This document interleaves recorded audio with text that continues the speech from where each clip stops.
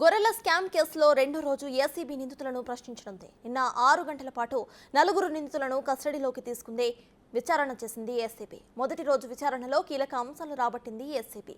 బినామీల ఖాతాల్లోకి 2,10,00,000 నిధులను నిందితులు మళ్లించారు.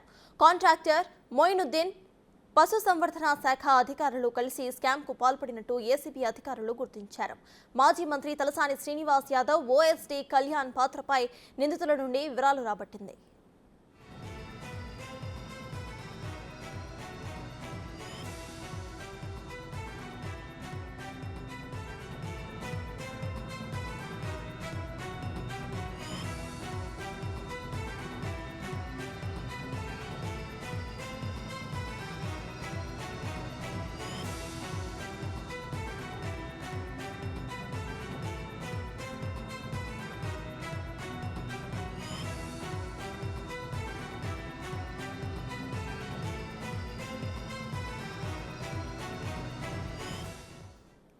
గొర్రెల స్కామ్ కేసులో రెండో రోజు ఏసీబీ నిందితులను ప్రశ్నించింది.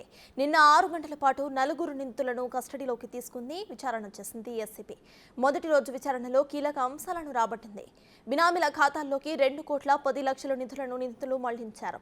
కాంట్రాక్టర్ మొయినుద్దీన్, పశువర్ధన శాఖ అధికారులు కలిసి స్కామ్కు పాల్పడినట్టు ఏసీబీ విచారణలో గుర్తించింది. మాజీ మంత్రి తలసాని శ్రీనివాస్ యాదవ్, ఓఎస్డీ కళ్యాణ్ పాత్రపై నిందితుల నుండి వివరాలు రాబట్టింది.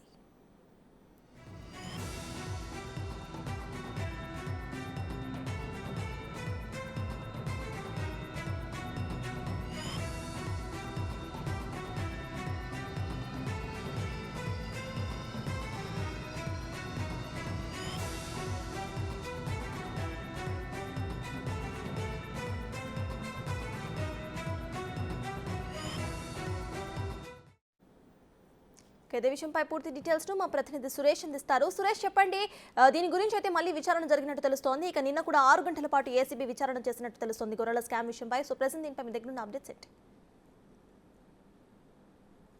నిన్న మొదటి రోజు 6 గంటల పాటు విచారణ చేసిన ఏసీబీ అధికారులు 4 నిందితులని చెంచల్గూడ జైలుకు తరలించారు. ఈ రోజు ఉదయం మళ్ళీ 9 గంటల ప్రాంతంలోనే చెంచల్గూడ జైలుకు చేరుకొని ఏసీబీ ప్రధాన కార్యాలయానికి కొద్దిసేపటి క్రితమే అధికారులు 4 నిందితులను కూడా తీసుకువచ్చి విచారిస్తున్నారు. మొదటి రోజు చాలా కీలకమైన అంశాలను రాబట్టడం జరిగింది. ఇటు గొర్రెల స్కామ్ కి సంబంధించి మొత్తం గత ప్రభుత్వంలో తీసుకొచ్చిన ఇప్పుడే నిందితులను తీసుకొని లోపలికి వెళ్తున్నారు. అయితే దీనికి సంబంధించి విచారణ ఈ రోజు కూడా కొనసాగనుంది. దీనికి సంబంధించిన ఏసీబీ అధికారులు కూడా ప్రత్యేక గది ఏర్పాటు చేసి 4 నిందితులను కూడా ఒకరి తర్వాత ఒకరిని విచారిస్తున్నారు. నిన్న చాలా కీలకమైన సమాచారాన్ని రాబట్టారు. దీనికి సంబంధించిన ఎందుకంటే పశుసంవర్ధక శాఖలో గొర్రెల స్కీమ్ కి సంబంధించి 6,000 కోట్ల రూపాయలు గత ప్రభుత్వం ఖర్చు చేసింది కాబట్టి అందులో ఎన్ని నిధులు గోల్మాల్ అయ్యాయి, దానికి సంబంధించిన పూర్తి విచారణ జరుగుతుంది. అయితే ఆవుల స్కామ్ కి సంబంధించిన మరో ఉదంతం కూడా రావడం జరిగింది. రైతులు వచ్చి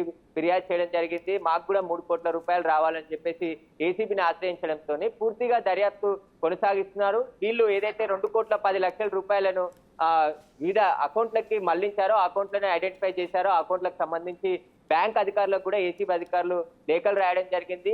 అందులో అమౌంట్ ఎప్పుడు విత్డ్రా చేశారు, ఎవరు విత్డ్రా చేశారు అనే పూర్తి దర్యాప్తు కూడా కొనసాగుతుంది. అయితే వీరికి సంబంధించి 4 అధికారుల పాత్రనే కాదు, వీళ్ళకి సహకరించని కింది స్థాయి అధికారులను కూడా ట్రాన్స్ఫర్ చేయించినట్టు వీళ్ళు 4 కూడా ఏసీబీ అధికారులు గుర్తించడం జరిగింది. ఎందుకంటే వీరు అవినీతికి పాల్పడుతున్నట్టు ప్రశ్నించిన వారిని అడ్డు తొలగించేందుకు పశుసంవర్ధక శాఖలో చాలా మంది కింది స్థాయి అధికారులని అక్కడి నుంచి ఏదైతే పనిచేస్తున్న స్థానం నుంచి వేరే చోటికి బదిలీ చేయించినట్టు ఆరోపణలు రావడంతో దానిపైన కూడా ఏసీబీ అధికారులు దృష్టి పెట్టారు. ఎందుకంటే గతంలో పనిచేసిన మంత్రి తలసాని శ్రీనివాస్ యాదవ్, ఓఎస్డీ కూడా చాలా కీలకంగా ఇందులో ఉన్నాడు. కళ్యాణ్, ఆయనకు సంబంధించే కాంట్రాక్టర్ ఎవరైతే 3వ వ్యక్తి ఉన్నాడో మొయినుద్దీన్ కి సంబంధించి తరచూ గొర్రెల స్కీమ్ కి సంబంధించిన కాంట్రాక్ట్ అన్ని కూడా ఆయనకే ఇప్పించారంటే ఇందులో మతలబ్ ఏంటి అనేది కూడా ఏసీబీ అధికారులు పూర్తి స్థాయిలో విచారణ జరుపుతున్నారు. దీనికి సంబంధించి ఈ రోజు కూడా నిందితులను ఈ రోజు దాదాపు 7 గంటల సాయంత్రం 6 గంటల వరకు కూడా ప్రశ్నించే అవకాశం ఉంది. ఏసీబీ దగ్గర ఉన్న సమాచారంతో పాటు వీరి నుంచి రాబట్టే దానికి సంబంధించిన సమాధానాలను రాబట్టే ప్రయత్నం ఏసీబీ అధికారులు చేస్తున్నారు. ఎవరైతే ఆ పశుసంవర్ధక శాఖకు సంబంధించిన అసిస్టెంట్ డైరెక్టర్లు చాలా కీలకంగా ఉన్నారు. ఫీల్డ్ స్థాయిలో గొర్రెల కొనుగోలు సమయంలో ఇటు లబ్ధిదారులతో పాటు వెటర్నరీ డాక్టర్ తో పాటు అసిస్టెంట్ డైరెక్టర్లు కూడా ఫీల్డ్కి వెళ్ళి గొర్రెలను చూసి గొర్రెలు కొనుగోలు చేసే ప్రతిసారి కూడా అవకతవకలు జరిగినట్టు తెలుస్తుంది.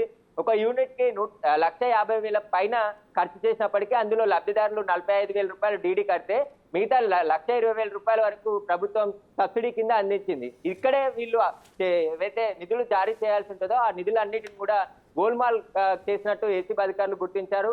మొదట కమిషన్ రూపంలో 20,000 నుంచి 40,000 రూపాయలు తీసుకున్న అధికారులు తర్వాత మొత్తం రైతులకు చెల్లించాల్సిన డబ్బులని కూడా కొట్టేశారంటే భారీ ఎత్తున స్కామ్ జరిగిందని చెప్పేసి కూడా రైతులు రైతుల స్టేట్మెంట్ కూడా ఏసీబీ అధికారులు రికార్డ్ చేశారు. కాబట్టి రైతులు ఇచ్చిన సమాచారంతో 4 నిందితులను కూడా ఏసీబీ అధికారులు ప్రశ్నిస్తున్నారు. దీనికి సంబంధించి ఈ రోజు కూడా వారితో చాలా కీలకమైన సమాచారాన్ని రాబట్టే అవకాశం కనబడుతుంది. ఇక కాంట్రాక్టర్ మోయినుద్దీన్ కూడా దుబాయ్ పారిపోయినట్టు ఇప్పటికే గుర్తించారు. కాబట్టి ఈ మోయినుద్దీనే కాకుండా ఈ స్కీమ్ లో జరిగిన గోల్మాల్ ని మొత్తం కూడా బయట పెట్టేందుకు ఏసీబీ అధికారులు లోతైన దర్యాప్తు చేస్తున్నారు. గత 4 ఏళ్లలో జరిగిన అవినీతి పైన ఏదైతే నిధులు విడుదల చేశారో ముఖ్యంగా ఈ 4 నిందితులు విడుదల చేసిన నిధుల పైన కూడా పూర్తిగా దర్యాప్తు చేయనున్నారు. మొత్తానికి సంబంధించి అన్ని జిల్లాలు తెలంగాణ వ్యాప్తంగా ఉన్న అన్ని జిల్లాలలో కూడా ఈ స్కీమ్ అమలు చేశారు. కాబట్టి ఎక్కడెక్కడ అవినీతి జరిగింది, ఎన్ని నిధులు గోల్మాల్ జరిగాయి, ఎక్కడ దారి మళ్ళాయి, వీటన్నిటిపైన కూడా ఫోకస్ పెట్టడం జరిగింది.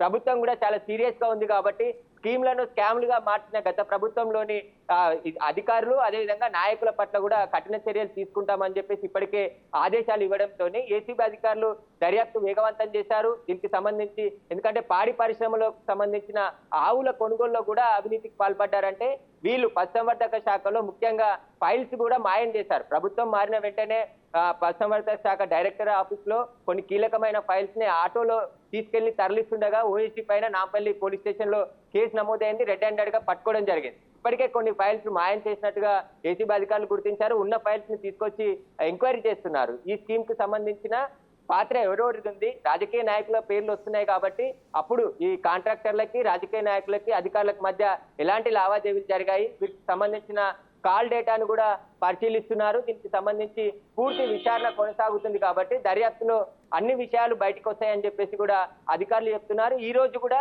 చాలా కీలకంగా సమాచారాన్ని రాబట్టే అవకాశం ఉంది. రేపు కూడా 3 రోజుల పాటు కస్టడీకి కోర్టు అనుమతించింది. కాబట్టి నిన్న దాదాపు 6 గంటల పాటు ప్రశ్నించి చాలా సమాచారాన్ని రాబట్టడం జరిగింది. ఇక ఈ రోజు కూడా ఏదైతే నిందితులు ఉన్నారో వారిని కూడా ప్రశ్నించి చాలా విషయాలు రాబట్టే ప్రయత్నం ఏసీబీ చేస్తుంది. దీనికి సంబంధించి జాయింట్ డైరెక్టర్ సుధీంద్ర ఆధ్వర్యంలోనే ఈ విచారణ అంతా కూడా కొనసాగుతూ ఉంది. Right, thank you Suresh.